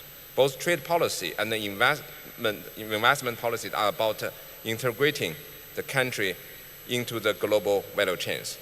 So, and this framework, I think the accession of Uzbekistan to the WTO is a very important one. The WTO membership entails a lot of potential benefits for existing countries. First, accession to the WTO will provide immense market access opportunity for Uzbek business and exports that will lead to creating additional jobs and significantly raising living standard. Second, with the further opening up of the domestic market, more Uzbek industries will have the opportunity to cooperate with the foreign enterprises through business partnership or joint venture. They will attract additional foreign investment, learn advanced technologies, benefit from rich business management experience and thus become more competitive in the international market. And third, the WTO membership, by bringing Uzbekistan's policy in line with the international trade rules, will help the country improve governance, increase efficiency, and become a fully competitive and dynamic modern economy.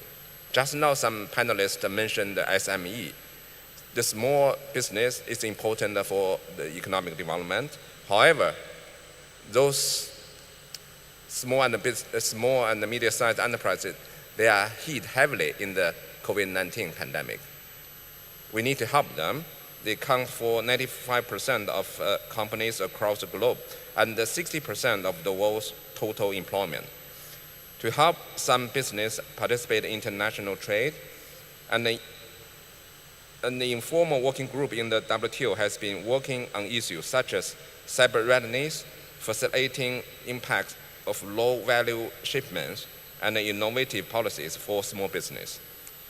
Guidance and good practice have been provided to policymakers. So WTO membership will enable Uzbek small business to benefit from the international market. So this is another benefit of the WTO accession. Uzbekistan has resumed its WTO accession process in the past few years. The WTO members are supportive of the accession process and are keen to see progress and welcome Uzbekistan as a fully fledged member of the WTO. Accession to the WTO is never easy for any country, but I'm confident that with the joint efforts of Uzbekistan, the existing WTO members, and the relevant international development organizations, Uzbekistan can become a full-fledged WTO member in the near future. I just mentioned that Uzbekistan is having everything, but there's one thing is missing. And what the country is missing is the multilateral trading system that provides a fair and predictable international business environment. 2022, this year, is the year of tiger in lunar calendar. In China, there's an old saying which goes like, further empowering a tiger by bringing to it a pair of wings. I think the pair of wings for Uzbekistan is WTO accession. I wish that Uzbekistan will also get these empowering wins as soon as possible. Thank you.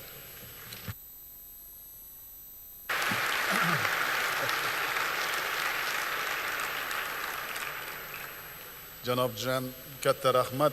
Man har safar O'zbekistonga kelganda mana shunday yaxshi niyatlar aytasiz, istaklar bildirasiz va siz aytganingizdek mana shu bizni Jahon savdo tashkilotiga a'zo bo'lishga intilishlarimiz bejiz emas.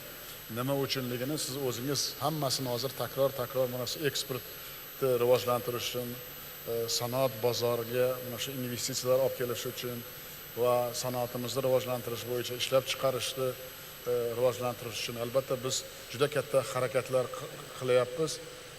Shuning uchun bitta narsa, she'r yilida bizni siz bilan birgalikda mana sizni ko'mangiz orqali mana shu yo'lbars yilida yo'lbarslarcha harakat qilamiz va qanday og'ir bo'lmasin, mana bugun butun tadbirkorlarimiz, O'zbekistondagi tadbirkorlar ham, bizdagi hamkorlarimiz, investorlar ham sizni bu yerga kelganingiz va biz bilan hamkor bo'lib, mana shu bizni tayyorgarligimizni qo'llab-quvvatlaganingiz uchun siz aytgan yo'lbarsdek harakat qilishga albatta hammamiz harakat qilamiz va yo'lbars yilida qandaydir natijaga yetib, kelgusi yillarda mana shu natijamiz o'zini shu O'zbekistonda ham hamma imkoniyatlari, ochiqlik siyosati, mana shu investitsiya jozibadorlik, siz aytgandek xalqaro savdo tizimiga kirishni tezlashtirish bo'yicha harakatlarimizni siz bilan birgalikda va sizni mana shu hamkorligingizda, sizni komandangiz bilan mana bizni komandamiz juda qattiq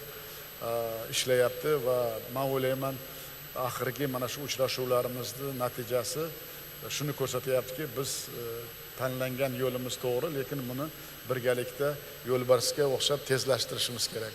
Mana shunda sizni hamkorligingiz va sizni qandaydir e'tiboringizni biz o'ylaymanki hozir ham ko'ryapmiz, kelajakda ham mana shuni tezlashtirish bo'yicha sizni alohida e'tiboringizni ham mana shu qandaydir hamkorligimizga va tezlashtirishga sezilarli qanday turtki berasiz degan umiddamiz. Katta rahmat sizga.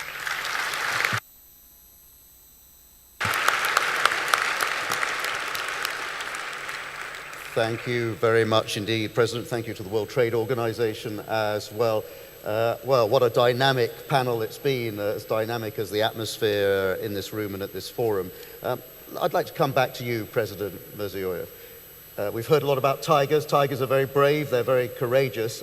I remember coming here with the EBRD delegation in about 2017 as we were re-engaging at the very beginning of your first term in the office, and thinking actually how brave and courageous it was of you to pursue reform. That reform is never easy, it's a tough path, particularly in the circumstances in which you started to pursue it. So a very brave move. And I also got the impression then, and have had the impression since listening to you, that it wasn't just about the head, it's not just about politics, it's about the heart as well.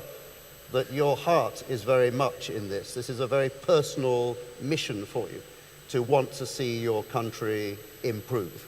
And you've pursued it with that, it always feels, in that way. You've talked about Uzbeks living their life with dignity and honor. These things are obviously very important to you. And I wonder, perhaps it would be a good way to end, if we were to meet here again in the end of your second term, what is your personal wish for the way your country is going to seem at that point? How is it going to feel? What's it going to be like?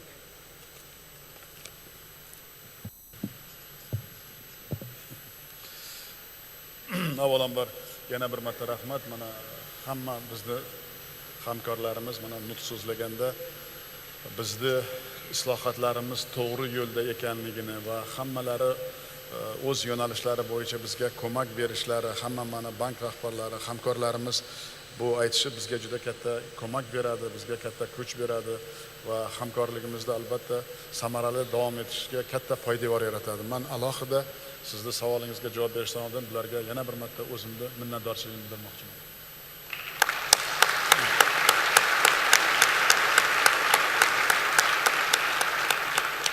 Albatta sizni savolingizga javob berish uchun men bitta narsani javobdan oldin yana bir marta bir narsani 16-yilda biz mana shunday katta marralarda qabul qilganda men ma'ruzamda ham aytdim, hamma odamlar ham bizga ishongan emas edi. Mana shunday qisqa fursatda mana shunday natijalarning eng katta narsasi mana shu bizda demokratik islohotlar, inson huquqini ta'minlash, insonni eng katta narsa emin erkin yashash. Men o'zim mana shu ko'p qishloqlarda bo'laman, o'zim qishloqda katta bo'lganman va O'zbekiston sharoitidagi odamlarni, qishloq odamlarni niyatlarini, istaklarini va odamlarni ancha qiynalib qolganlarini o'z ko'zim bilan ko'rganim menga juda katta turtki berdiki, bunday yashashga, bunday iqtisodiyotni va bunday odamlarni hozirgi tilaklaridan inobatga olib, odamlarni xohishlarini inobatga olib, keskin mana shu ishlarni, mana shu islohotlarimizni keskin olib bormasak, odamlar bizga ishonmasligini men bilardim. Shuning uchun albatta oddiy odamlar hayotini, ularni muammolarini bilish nuqtai nazaridan biz mana shu butun komandamiz bilan birinchi kundan boshlab mana shu qasamyod qabul qilgandan boshlab men bitta narsani aytuvdimki, bizning hamma yo'nalishlarimiz mana shu insonni rozi qilish, insonlarni rozi qilish. Qanday qilib shu insonlarni rozi qilamiz va qanday islohotlar amalga oshirishimiz kerak ediki, bugun mana shu birinchi yutuqlarga, birinchi natijalarga, mana shu bugun aytilgan mana shu ko'p natijalarimiz, ijobiy natijalarimiz bitta narsa, odamlar ishongani, odamlarning dunyoqarashi ishongani va men ma'ruzamda ham aytdim, O'zbekiston juda katta imkoniyati, katta mamlakat. Agar biz ana shu imkoniyatlardan to'g'ri foydalanib, mana shu buyuk xalqimizning fikrlarini, niyatlaridan to'g'ri foydalanib, mana shu yo'limiz to'g'riligini yana bir marta xalqimizga, odamlarimizga ishontirib, mana biz taraqqiyot strategiyasini qabul qildik. 2026-yillarga yerda hamma narsa batafsil hamma narsa yozilgan va yozilgan bilan birga nima qilishimiz kerak, kim qilish kerak, qanday qilish kerak, qaysi sohalarda biz o'zgartirishimiz, qay darajaga hamma sohalarda, tarmoqlarda, hududlarda nimalarga erishishimiz mumkin va shunda eng katta narsa odam inson qadriga e'tibor berib, inson qadrini yuqori tarzda ko'rib, odamlar bilan bamaslahat ko'rib, biz bilasizlarmi, kichkina mamlakat emas, biz 35 milliondan oshdik. Bu juda katta mamlakat, O'rta Osiyoda eng katta mamlakat. Shu bilan birga 60% ko'prog'i bizda yoshlar. Mana men o'zim eng katta meni harakatlarim, har bir qo'ygan qadamim, har bir qo'ygan qarorimga mana shu kelajakda yoshlarga nimalar biz yaratamiz. Mana men bugun aytgan maktabgacha ta'lim, xalq ta'limini mutlaqo o'zgartirdik. Oliy ta'limga mana sifat nuqtai nazardan 159 taga oliygohlar yetdi. 9% dan 28% ga yetkazdik. Bu raqamlarda aytish oson, lekin 5 yilda bu raqamlarga erishish oson emas. Endi mana shu raqamlar bilan birga hamma sohada biz sifat darajasiga yetishimiz va sifatni odamlarimiz mana shu qabul qilishi eng katta narsa. Mana shu yoshlarimiz bu bizni albatta kimgadir qanday ko'rish mumkin, lekin mana shu bizni yoshlarimizni ertangi kuni, bizni yoshlarimizni ertangi kunga ishonishi, bizni yoshlarimizni qanday murakkab ishlarga qodir ekanligini mana butun jahon olimpiadalariga chiqib bolalarimiz faqat sportdan emas, lekin fanlardan birinchi o'rinlarda olib kelishi, bu mana shu men bugun aytgan buyuk o'zligimizni anglash nuqtai nazardan biz bobolarimizdan meros qolgan ilmni agar izlanib o'zgartirsak, mana shu hozirgi qo'ygan rejalarimizni amalga oshirsak, albatta biz natijalarga erishamiz. Eng katta narsa odamlarimiz qandaydir ertangi kelajakda emas, natijalarni, o'zgarishlarni bugun ko'rmoqchi. Bugun mana shu o'zini hayotida har bir mana bizda eng katta mana shu yo'nalishlar bo'yicha biz insonlarni qayerda biz muammolarni qadrini bilmoqchi bo'lsak, biz mana shu mahalla tizimini o'zgartirish bo'yicha katta harakatlar qilyapmiz. Mahalla deganimiz eng quyi pog'onada, jamiyatimizning eng quyi pog'onasida xalqlar, mana shu xalqimizning dardi, muammolari hamma sohalarda, ishsizlik bilan ta'minlash, tibbiyotda to'g'rilash, xalq ta'limini joy-joyiga qo'yish, maktabgacha ta'lim, ayollarga munosib ish joylar yaratish, shu bilan birga mana shu hammasi mujassam qilib, mana shu eng quyi pog'onada prezident o'zini vakillarini qo'ygani bejiz emas. Biz xalqimiz bilan ochiq muloqot qilmoqchimiz va xalqimizni hamma aytgan gaplarini biz mana shu birinchi kunda prezident xalq qabulxonalari qabul qilgan edik. Endi u rayon miqyosida edi. Endi mana shu xalq qabulxonalari, odamlarning ovozi eng quyi pog'onada, shu odamlarning quyi pog'onasida mahalla ovozi, mahallada xalqda ovozini eshitib, hamma mana shu ishlarimizni, men o'ylayman, chora tadbirlarimizni natijadorligini odamlar bizga baho bersa, o'shanda natija bo'ladi. Albatta, men qaysi tarzda ko'rishimizni men qisqacha o'zimda ma'ruzamda hamma yo'nalish bo'yicha aytib berdim va qanday raqamlarga, qanday natijalarga erishish mumkinligini va qanday rejalar qilishimiz to'g'risida ham men o'z ma'ruzamda aytdim. Men o'ylayman, qaytarishga uni vaqtimiz ham zib, lekin eng katta narsa, bitta narsani men o'zimga aniq tasavvur qilaman. Har safar agar har bir qilgan ishlarimizni, qabul qilgan qarorlarimizni, farmonlarimizni, uchrashuvlarimizni, mana shunday o'tkazayotgan katta forumlarimizda ham men har safar bitta narsaga, natija nima bo'ladi, odamlarimiz qanday qabul qiladi, uzoq qishloqlarda qanday qabul qiladi deb o'zimga savol beraman va bu savollarga men ertaga bunday qilamiz deb oldingida quruq safsata bilan, quruq gaplar bilan, quruq qog'oz bilan ish qilishni umuman o'zimga yod ko'rmayman. Meni eng katta maqsadim shu odamlarni qandaydir roziligiga erishish va odamlarni mana shu intilishlariga munosib ishlar qilish va ko'proq odamlar bilan muloqot qilish. Odamlar deganim davlat idoralari xalqqa xizmat qilish. Bizda oldin bunday emas edi.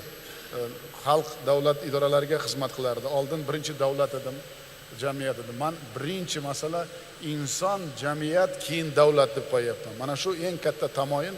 Agar shu tamoyinlarga munosib bo'lib biz mana shu harakatlarimizni natijadorligiga erishib xalqimiz qandaydir o'z dunyoqarashini shu islohotlar bilan birga o'zgartirib ishonib boraversa, men o'ylayman mana shu qo'ygan katta natijalarga albatta erishamiz. Men bunga albatta ishonaman. Nimaga aytsangiz, O'zbekiston juda katta imkoniyatlari bor mamlakat. Faqat yer osti boyliklari emas, men aytganimdek mana shu mehnatkash, juda mehnatkash, serg'ayratli, uddaburon xalqimiz bor.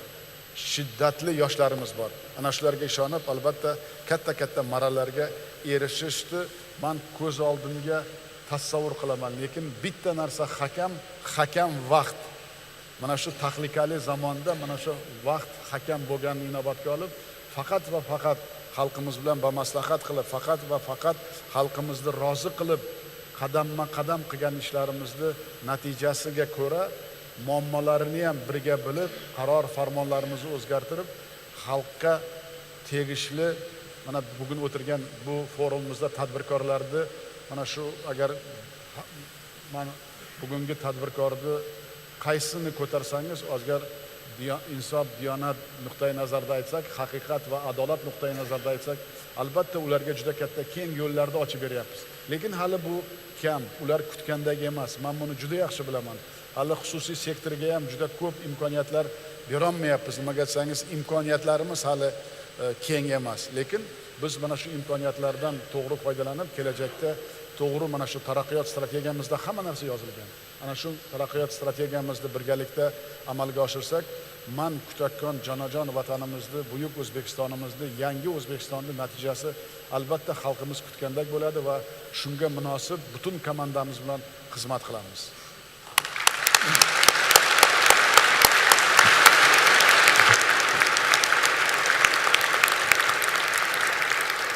Thank you very much, President Mirziyoyev, for that incredibly human and actually very inspiring vision. It's always so nice to hear leaders talking about human beings. I have to tell you, not every leader talks about human beings, and it is always nice to hear that that is at the very forefront of your approach. Thank you to you for joining us today, for sharing your thoughts with us. Thank you to all of our panelists as well for their thoughts on the way Uzbekistan is going to go forward. Big thank you to the audience for taking part. And I look forward to hearing about your investment stories as I walk around here today as well, like the gentleman from India who approached me earlier today. I wish you all an excellent day, a very interesting day here at the Tashkent International Investment Forum. Goodbye, have a wonderful day. Thank you.